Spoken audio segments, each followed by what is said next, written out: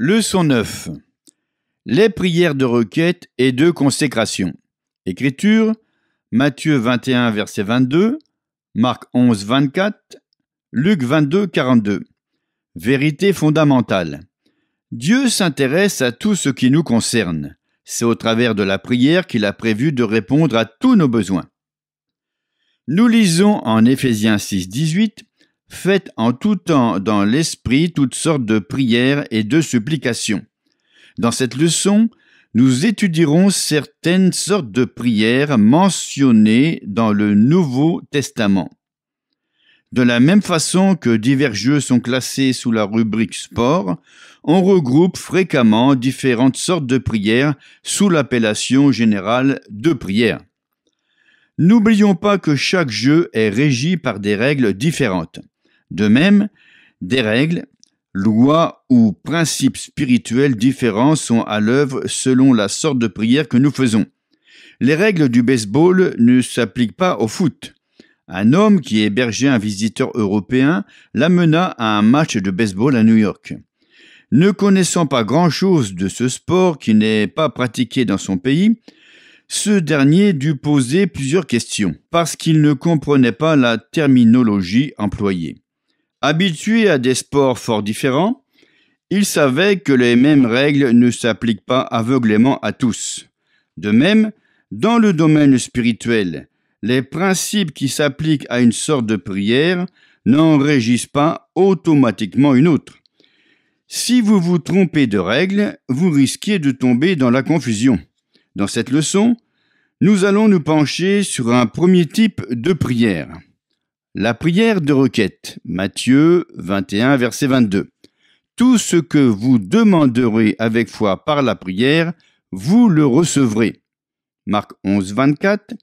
C'est pourquoi je vous dis, tout ce que vous demanderez en priant, croyez que vous l'avez reçu, et vous le verrez s'accomplir. La requête est de loin la formule de prière la plus utilisée par les chrétiens. Nous sommes toujours en train d'adresser des requêtes à Dieu ou de lui demander de faire quelque chose pour nous. C'est biblique, bien sûr, car le Seigneur nous a dit en Matthieu 21, verset 22, « Demandez avec foi par la prière ». La prière de requête doit se faire dans la foi. Elle concerne avant tout les désirs, les besoins et les problèmes personnels. C'est vous qui priez pour vous-même. Il ne s'agit pas d'un tiers qui intercède pour vous ou qui se met d'accord avec vous dans la prière. Lorsque vous faites ce genre de prière, croyez que vous recevez. Alors vous obtiendrez ce que vous avez demandé. Dieu s'intéresse à nos besoins et veut les satisfaire.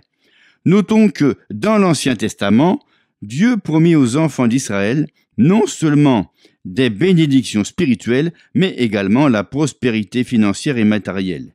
Il leur dit qu'il ôterait la maladie du milieu d'eux et leur accorderait une longue vie. Je te ferai parvenir à un âge avancé. Exode 23, 26. Il ajouta que s'ils gardaient ses commandements, ils mangeraient les meilleures productions du pays. Ésaïe, chapitre 1er, verset 19. Dieu s'intéresse tout autant à son peuple aujourd'hui. Il s'intéresse à tout ce qui nous concerne. Il déclare dans la 3e épître de Jean, « Bien-aimé, je souhaite que tu prospères à tous égards et que tu sois en bonne santé, comme prospère l'état de ton âme. » 3 Jean, verset 2. Jésus dit, « Si donc vous qui êtes mauvais, vous savez donner de bonnes choses à vos enfants, combien à plus forte raison votre Père qui est dans les cieux donnera-t-il de bonnes choses à ceux qui les lui demandent » Matthieu 7, verset 11. Nous devons comprendre que c'est la volonté de Dieu de pourvoir à tous nos besoins, spirituels, physiques et matériels. Certains pensent qu'ils doivent terminer chaque prière par les mots « si c'est ta volonté ». Ils prétendent que Jésus priait de cette façon. Toutefois, Jésus n'a utilisé cette formule qu'une seule fois, lorsqu'il agonisait dans le jardin de Gethsémani. En revanche, devant la tombe de Lazare, Jésus ne dit pas « si c'est ta volonté ».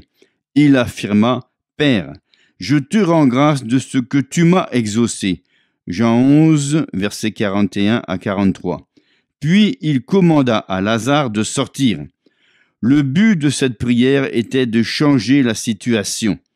Chaque fois que nous prions dans ce sens, nous n'avons pas besoin d'ajouter un « si » à notre prière. Si nous le faisons, nous nous trompons de règle et notre prière n'aboutira pas. Au contraire, nous devons revendiquer la promesse de Dieu relative à notre requête et croire que nous recevons. La prière de Jésus à Gethsémani, où il utilisa un « si », était une prière de consécration. La prière de consécration. Luc 22, verset 42. Bible du Semeur. Ô Père, si tu le veux, écarte de moi cette coupe. Toutefois, que ta volonté soit faite et non la mienne. Dans le jardin de Gethsémani, Christ fit cette prière de soumission, de consécration et de dévouement. Si tu le veux. Toutefois, que ta volonté soit faite et non la mienne. Il voulait faire la volonté du Père. Il ne s'agissait pas de présenter une requête, ni d'obtenir, ni de changer quoi que ce soit.